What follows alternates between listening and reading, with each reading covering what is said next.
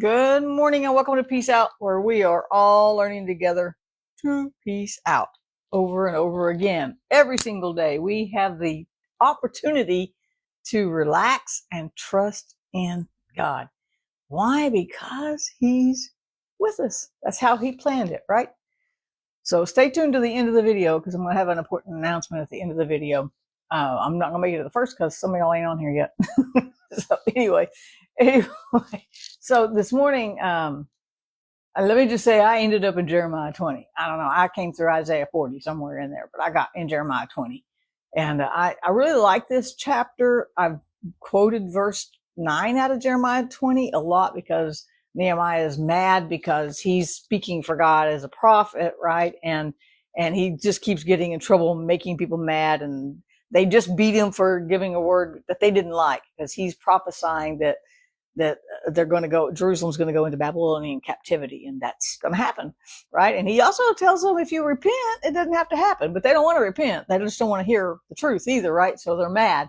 So he gets mad and goes, I'm just not going to talk anymore. I'm not going to prophesy anymore. I'm not going to say what God says anymore. So there, y'all just do what y'all want to do. And then he's in verse 9, he goes, oh, I tried not to talk. I tried not to share. I tried to just not do it, but it was like a fire in my bones and I just could not keep it in.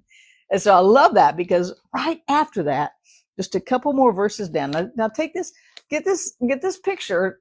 He's prophesying that they're going to go into Babylonian captivity, and they are. We're going to read about that. And Nehemiah is how they come out of a captivity. They rebuild Jerusalem, right? And fulfill the prophecy because Jeremiah goes, God's going to bring you back, but it's going to be really hard in between. Right? And they didn't want to hear it, right? And so he's just been beaten for what he shared, what he felt God had said. And he's just in this, he's been put in stocks and bonds. So he's like basically imprisoned. I don't know that he was inside a building, but I'm assuming he was. I don't know. Sometimes they had it outside according to A Knight's Tale, right? Anyway, so he's in bondage and he's been beaten and he's been told to shut up. Don't tell us what God's saying and things like that. And listen to this in verse 11.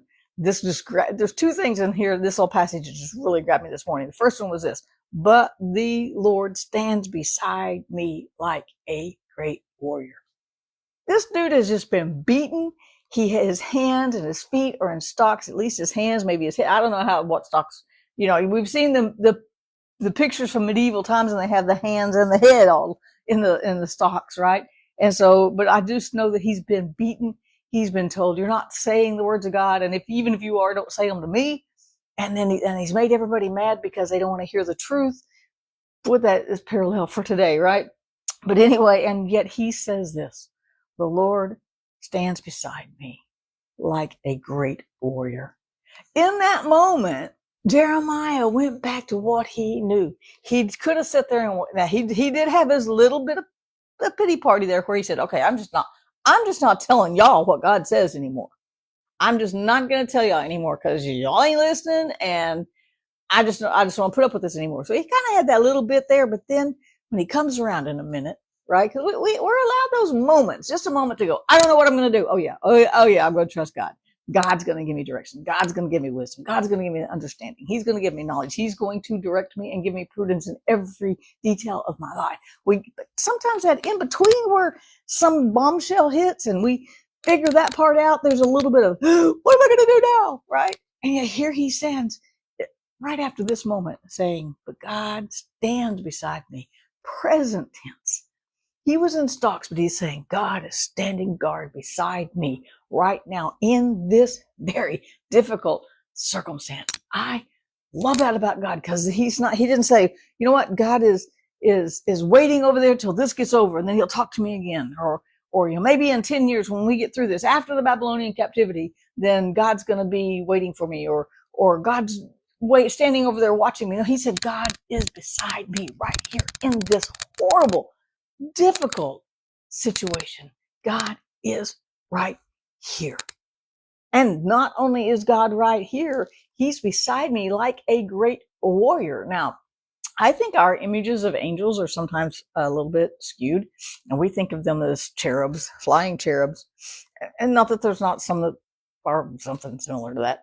And sometimes we see angels and they're always in white, in the movies and stuff, and they're all floaty and they're all sweet and all that. But did you know there's warrior angels? God's not standing beside him like a fluffy, white, feathery angel.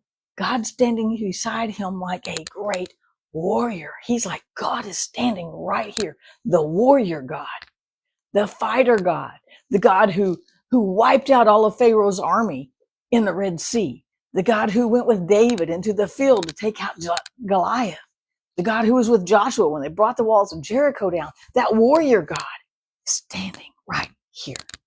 And we can say that today. No matter what we're facing, no matter what we're going through, no matter how nice things are going or how horribly things are going, God is with us like a mighty warrior, not like a wimpy, whiny person.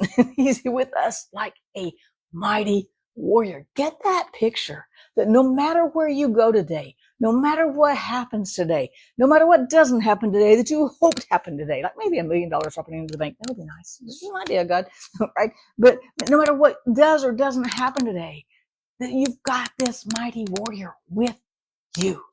He's not going to go on vacation. He's not going to say, I'll be back tomorrow and see if you're okay. He is standing guard over your soul. He's protecting your soul. And he's not a wimpy little picture. Don't get the picture of the wimp, right? He's not. He is like a mighty warrior. God is with me like a mighty warrior. I love that picture in my brain, and I'm just going to hold on to that and meditate on that all day. And maybe God will just let me see him standing there like a mighty warrior. That would be awesome, right? I wish I could draw. Boy, I wish I could draw. But I don't have artistic stuff in my body, right, at all. But God is with us like a mighty warrior. Carry that in today while you peace out and trust him. Have a great day. Here's my announcement. After tomorrow, I'll be here tomorrow. I'm going to take the rest of the month off until September 2nd, after Labor Day. I need a little break. Just a little break. But don't get worried about it, because I'm just going to be revamping and fired up and ready to go again. But I am going to take a little break from peace out and making the videos and stuff. I just need to get my brain settled down and make sure I have the mind of the Lord on the things that I am doing. And so I'm going to be taking that about almost 10 days, just kind of aside. Okay. So I can get up and have my coffee and stay in my pajamas all day if I want to. That's the truth. Anyway, have a great day. Peace out. I'll see you again tomorrow.